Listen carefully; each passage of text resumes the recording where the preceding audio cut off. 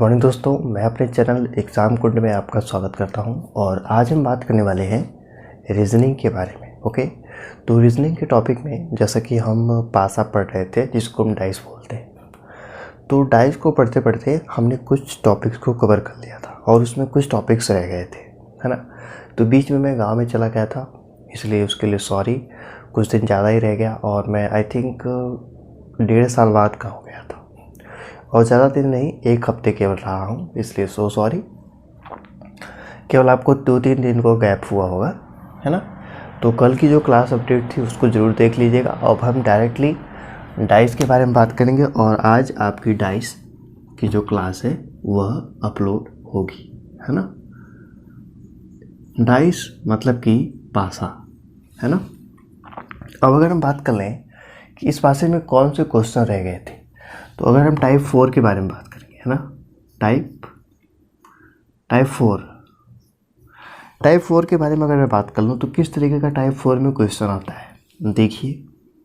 देखिए कुछ इस तरीके के क्वेश्चन रहेंगे, है ना। इस तरीके से बना रहेगा ऐसे 1 2 3 ACBD,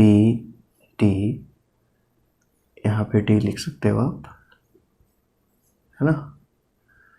उसके बाद यहाँ पर RK, है ना। अब आपसे ऐसे लिखा रहेगा, क्वेश्चन रहेगा, है ना। और क्वेश्चन में पूछ देगा आपको कि C का अपोजिट और R का अपोजिट और A का अपोजिट, मतलब कि विपरीत बताइए। तो आपको इसको किस तरीके से सॉल्व करना है इसको जानिए। बहुत ही बेहतरीन तरीका मैं बताने वाला हूँ। देखिए इसको सॉल्व करने के लिए आपको तो पहले एक चीज़ आपको ध्यान में रखनी है कि हमेशा आपको पहले छोर को पकड़ना है। पहला छोर मतलब कि आपको या तो यहाँ से शुरुआत कर देनी है या तो यहाँ से, है ना। नॉर्मली हम ऊपर से शुरुआत करते हैं, तो ऊपर से शुरुआत करते हैं और क्वेश्चंस को सॉल्व करते हैं। देखिए यहाँ पर आप ए है ना, तो ए है तो ए के आपको एक छोड़कर, मतलब बीच वाले को छोड़ दिया और इसके आगे वाले की संख्या को ले लिया, है ना। तो जो ए है उसका अपोजिट क्या हो जाएगा, बी। तो ए का अपोजिट क्या है, बी, है ना। ठीक है, कोई दिक्कत नहीं है। अब क्या करना है कि सी के बारे में बात करेंगे कि सी का अपोजिट क्या होगा। तो सिंपल, सी है यहाँ पर है, एक आपने छोड़ दिया और सी के आगे जब आप बढ़ोगे तो आ जाएगा डी। तो सी का अपोजिट क्या हो जाएगा, डी। उसी तरीके से पूछा है आर का अपोजिट, तो आर के बाद अगर, और इसमें तो ये सब तो एक दूसरे के अपोजिट हो गए। चलो अब आर का अपोजिट क्या होगा, यहाँ तो कोई संख्या लिखी नहीं है ऊपर नीचे, है ना। तो आर का अपोजिट क्या होगा, के, है ना। तो आर का अपोजिट क्या हो जाएगा, के, और यही आपका आंसर हो जाएगा। तो देखिए कितनी आसान तरीके से इस क्वेश्चन को मैंने लगा दिया है और आई थिंक आपको ये क्वेश्चन बहुत ही अच्छे तरीके से समझ में आ गया होगा और इस तरीके का भी क्वेश्चन पूछ देता है। अब हम एक क्वेश्चन और लेते हैं जो कि इससे थोड़ा सा डिफरेंट रहेगा, है ना। चलिए मैं इस तरीके से कुछ बनाता हूँ, है ना, थोड़ा सा डिफरेंट है, आप लोग समझिएगा केवल, ठीक है। यहाँ पर 1 2 और ये 3, है ना। तो 3 है, तो यहाँ पर क्या है, गोला है, एक तरीके से बिंदी आप मान सकते हो, और ये हो गया, ठीक है। यहाँ पर एक और है बॉक्स, और इस बॉक्स में इस तरीके से है, इसमें ये चीज़ जो है रंगी हुई है और ये चीज़ खाली है ना। ठीक है, कोई दिक्कत नहीं है। और इसी तरीके से इधर भी है, ओके। और इसमें क्या है कि ऊपर भरा हुआ है और ये खाली है, ठीक है। अब इसके बाद क्या हुआ है कि आपको कुछ आकृति दे दी जाएगी यहाँ पर बगल में, जैसे कि ए की आकृति में दिया जाएगा आपको इस तरीके से, है ना, बी सी और डी, एक ही आकृति में बना रहा हूँ, आप लोग कभी समझ जाएंगे। थोड़ा सा पेशेंस रखिए। तो यहाँ पर क्या करा गया है कि ये जो चीज़ है ये वाली, ये तो खाली रहेगी, है ना। और ये वाली चीज़ क्या है, ये जो पासा है इस तरीके से कुछ है ना, ठीक है।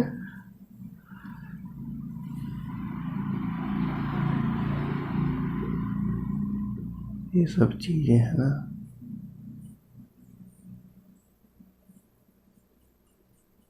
इस तरीके से। ये तो ऑलरेडी खाली वाला पासा है, और एक पासा हो जाएगा जिसमें बिंदी है, ठीक है। बी वाले में है कि ये जो पास, ये वाला जो पासा है, तो इधर की जो ये चीज़ भरी हुई है, ठीक है। और आपका ये दोनों जो है वो खाली है, ठीक है। खाली वाला पासा है, मतलब कि ये वाले पासे। सी में आपके है इसी तरीके से, यहाँ पर बिंदी है और ये चीज़ जो है पासे में क्या है, भरी हुई है, ठीक है। और ये भी खाली है। एक और है, ठीक है, यहाँ पर ये चीज़ भरी हुई है और ये दोनों खाली है, ठीक है। चलिए, अब ये 4 ऑप्शन आपके पास दे दिए जाएंगे। 4 ऑप्शन अच्छे तरीके से समझिएगा, थोड़ा सा आपको देर तो लगेगा, लेकिन जब ये 4 ऑप्शन दे दिए जाएंगे और चारों ऑप्शन में सबसे पूछेगा कि ये जो पासा है, ठीक है, ये पासा किस पासे को बनाता है ना। समझ रहे हो आप कि ये पासा दे देगा आपको और ये पूछेगा कि इन चारों पासों में से ये पासा किस पासे को बनाता है। ये समझिए किस तरीके से लगेगा। देखिए, इसको समझने के लिए आपको एक चीज़ ध्यान रखनी होगी, जैसे कि मैंने आपको पहले पासे में बताया था कि आपको शुरुआत यहाँ से करनी होगी, है ना। देखिए, ये खाली है ना, खाली है ना ये पासा, ठीक है, और ये भी खाली है। तो जो भी संख्या है वो खाली से खाली के विपरीत, अगर जो खाली खाली डबल आता है, मतलब कि यहाँ पर भी खाली है और यहाँ पर भी खाली है ना। जैसे मान लो कि हमें हमेशा 7 करना होता है ना, तो अगर यहाँ पर भी 5 है और यहाँ पर भी 5, यहाँ पर भी 2 है और यहाँ पर भी 2 है, तो कैसे होगा, नहीं होगा ना। तो उसी तरीके से देखिए, अगर यहाँ पर भी 5 है और यहाँ पर भी 5 है तो 5 5 10 हो जाएगा। यहाँ पर 3 है, यहाँ पर 3 है, तो 3 3 6 हो जाएगा, है ना। जब कोई जैसे 3 है और 4 है तो मतलब डिफरेंट होगा, तो ये होगा और यही होगा, है ना। तो इस तरीके से लगता है। अब समझिए इसको कैसे लगाएंगे। देखिए, इसको लगाने के लिए आपको सिंपल क्या करना होगा कि ये प्रोसेस फॉलो करें। यहाँ पे आपने देखा कि ये जो इसका है अपोजिट है, तो आप देखो कि खाली खाली का अपोजिट है, मतलब ये देखो इसके दूसरे के अपोजिट लग रहा है ना, मतलब एक दूसरे के अगल बगल में है ना, अगल बगल में, ठीक है, अगल बगल। अगर ये दोनों मतलब कोई भी पासा, जैसे कि ये और ये अगल बगल में होंगे तो नहीं होगा, ठीक है। तो बी वाला ऑप्शन नहीं होगा। जो भी चीज़ें मतलब जो पासे मैच कर रहे हो और अगल बगल में हो वो नहीं होंगे, ठीक है। अब ये वाला देखिए, अब ये वाला देखते हैं। बी तो ख़त्म हो गया, ये देखते हैं। यहाँ पर खाली है, चलो चल जाएगा। ये है, ये वाला चल जाएगा, और एक ये है डिफरेंट, तीनों डिफरेंट है, ये हो सकता है। अब इसको देखेंगे हम, एक ये है और एक ये है ऊपर वाला, ठीक है। ये है ऊपर वाला, ये भी हो सकता है, ठीक है। और एक डी ऑप्शन है, ये दोनों देखिए खाली है तो ये नहीं हो सकते, है ना। अब बच्चे ये दोनों, अब इन दोनों में ही आपको बताना है कि कौन सा होगा और कौन सा नहीं होगा, ठीक है। अब इसको मैं आपको बताता हूँ, बहुत ही अच्छी तरीके से आप लोग देखिएगा, ठीक है।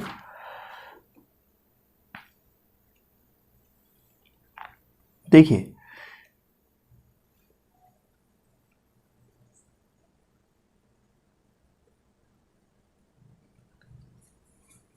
सभी चित्र संभव है, इसे कैसे हो सकता है। 1 मिनट रुकिएगा आप लोग।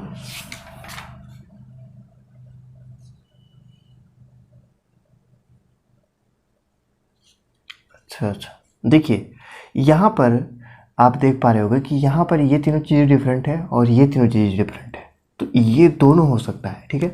तो ऑप्शन में आपको दिया होगा ए और सी दोनों, ठीक है, ये दोनों हो सकते हैं, ठीक है। चूँकि कैसे हो सकते हैं, चूँकि ये डिफरेंट है, ये भी डिफरेंट है और ये भी अलग है, मतलब ये तीनों चीज़ें अलग अलग हैं और एक दूसरे के विपरीत भी नहीं है। जैसे कि अगर हम इसके बारे में बात कर लें, है ना, अगर हम इसके बारे में बात कर लें तो इसका जो क्या विपरीत होगा वो खाली होगा, ठीक है।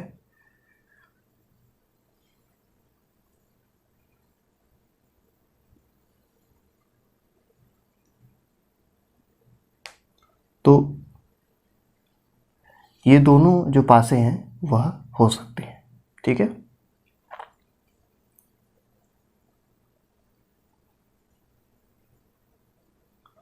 ये भी देखो डिफरेंट है और ये भी खाली वाला भी डिफरेंट है और ये भी डिफरेंट है, ठीक है, मतलब अलग अलग होनी चाहिए, समझ गए आप लोग। चलिए अब हम नेक्स्ट क्वेश्चन को लगाते हैं। ये थोड़ा सा आपको डिफ़िकल्ट लगा होगा, ठीक है, इसको एक क्वेश्चन और देता हूँ, उसके माध्यम से आपको समझाता हूँ।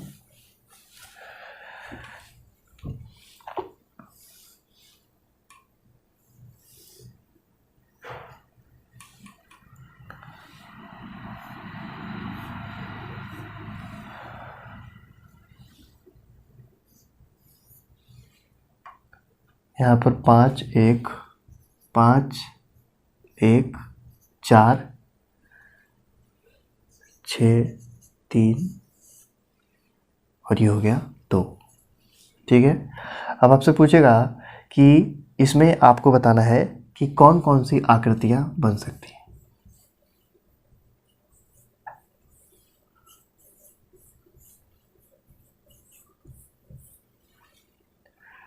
3 6 1 1 3 5 6 2 4 1 3 4। अगर ये ऑप्शन दे दे और आपसे पूछे कि कौन सी आकृतियाँ बनेगी, तो आपको सिंपल यहाँ से फंडा शुरू करना है। अब देखिए ये इसके विपरीत है, तो देखिए 2 कहीं 4 के विपरीत है, यहाँ पे आपने देखा, तो ये तो नहीं होगा, ठीक है। चलिए ये तो कट गया। अब देखो कि ये हो गया, अब 1 6 के, तो एक कहीं 1 और 6 हैं बगल में, अगल बगल में, ये देखिए नहीं होगा। बचा बी और डी। अब देखिए कि 1 और 3, 1 अलग है 3 अलग है, और 3 की देखिए ये इसका होगा, इसलिए ये भी नहीं होगा, ठीक है। अब देखिए इसको 1 यहाँ पर है, 3 यहाँ पर है और 4 यहाँ पर है, मतलब कि तीनों चीज़ें अलग अलग हैं और आपका डी वाला राइट आंसर हो जाएगा। समझ में आया आपको? फिर से समझाऊँ? देखिए इसको समझने के लिए सैम्पल देखिए कि एक दूसरे के विपरीत नहीं होना चाहिए। देखिए 2 4 के विपरीत है, तो मतलब 2 जो है वो 4 के बगल में नहीं आना चाहिए, है ना, जो कि अगल बगल में आया है तो वो नहीं होगा। यहाँ पे देखो कि 5 के बगल में 3 आएगा, तो 5 के बगल में 3 आएगा, ये भी नहीं होगा। यहाँ पे देखो 6 के बगल में 1 है, चूँकि ये वाला तो इसका ही होगा ना, तो ये भी नहीं होगा, चूँकि 6 के बगल में 1 आ गया, ठीक है। बचा ये, तो 1 यहाँ पर है, 1 का विपरीत क्या है 6 है, तो ये तो ठीक है। 4 है यहाँ पर है, 2 का है, 1 यहाँ पर है, ठीक यहाँ पर, तो ये डी वाला ऑप्शन सही हो जाएगा।